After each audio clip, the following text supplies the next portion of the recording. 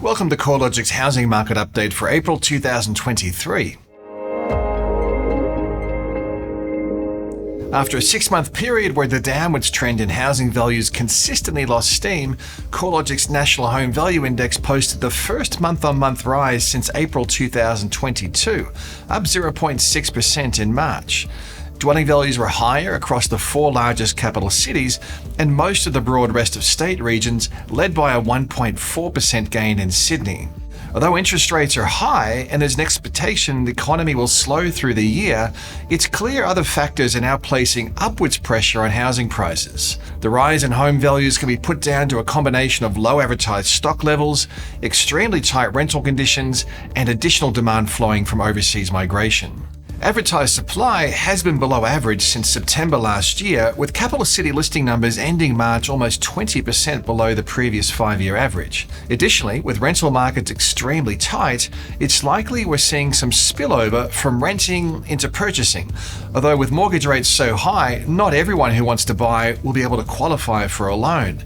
Borrowing power too has been eroded, leaving many without enough funds to move from being a tenant to a home buyer. Similarly, with net overseas migration at record levels and rising, there is a chance more permanent or long-term migrants who can afford to will be skipping the rental phase and fast-tracking a home purchase simply because they can't find rental accommodation. The lift in housing values has been most evident across the upper quartile of Sydney's housing market. House values within the most expensive quarter of Sydney's market were up 2% in March.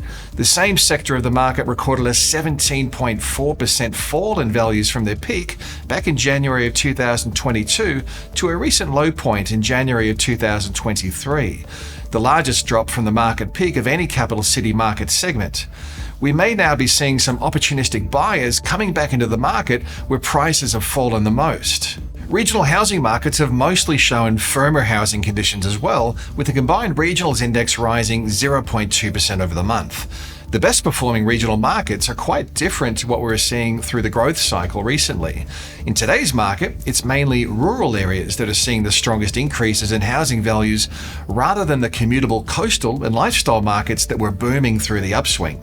However, we are seeing some subtle growth returning to regions within commuting distance of the major capitals, after many recorded a sharp drop in values. Again, this is possibly due to opportunistic buyers or grateful purchasers relishing a lack of competition.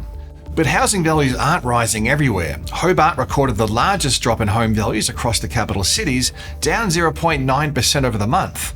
Housing values across the southernmost capital have fallen 12.9% since peaking back in May last year, overtaking Sydney as the largest cumulative fall from the peak across the capital cities. However, the pace of decline has been easing across Hobart over the past 3 months. Canberra, Darwin, and Adelaide also recorded a decline in values over the month, as did regional Victoria and regional Tasmania. Looking at the housing cycle since the onset of the pandemic, values across every capital city and broad rest of state region remain higher relative to where they were back in March of 2020. Melbourne dwelling values are the closest to pre-COVID levels, with only a 0.6% buffer. At the other extreme is Adelaide, where housing values are a stunning 41% above the levels recorded at the onset of COVID, and regional South Australia, where values remain at a record high, 49% above March 2020 levels. Rental markets are becoming increasingly diverse, but vacancy rates across most areas of the country remain extremely tight. The general trend across the largest capitals is towards an acceleration in rental growth, especially across the unit sector, but slowing growth across the smaller capitals, particularly for houses. Across each of the capital cities, unit rents are outpacing house rental growth. The quarterly rise in unit rents over the March quarter was at a record high across Sydney and Melbourne. There's likely to be 2 factors at play here. With growth in house rents previously much stronger through the worst of the pandemic, it's likely more and more tenants have no choice but to seek out the more affordable options in the medium to high density sector. Additionally, the surge in overseas migrants and students is likely to be funneling demand into inner city areas and precincts close to universities, transport, and amenity hubs. Perth housing values have been the most resilient to falls of any capital city, with a 0.5% rise in values in March and the market only 0.4% below the recent July peak. The sheer affordability of the Perth housing market helps to explain its resilience, with house values the second lowest of any capital city behind Darwin. We're also continuing to see low advertised supply levels, which were 36% below average at the end of March. Rental markets are also extremely tight, with a vacancy rate of just 0.6%. Such a low vacancy rate has contributed to a 12.8% rise in rents over the past year. That's the largest increase in rents across the capitals. Although the recent trend in housing markets is looking increasingly positive, we are still cautious about calling a trough in the cycle. Households in the housing sector will still need to contend with an array of headwinds over the coming months. For starters, the full impact of higher interest rates is yet to flow through to borrowers. While changes to the cash rate impact new lending rates almost immediately, there's typically a several-month lag between cash rate movements getting passed on to existing borrowers. Additionally, with around 30% of outstanding housing credit on a fixed interest rate, a substantially larger than normal portion of borrowers are yet to be exposed to the 350 basis points of rate hikes to date. Although it looks like we are close to the peak in the rate hiking cycle, interest rates are firmly in contractionary territory, and it's likely economic growth will slow through the middle of the year. If consumer sentiment remains low, we aren't likely to see a material or sustained improvement in housing market activity.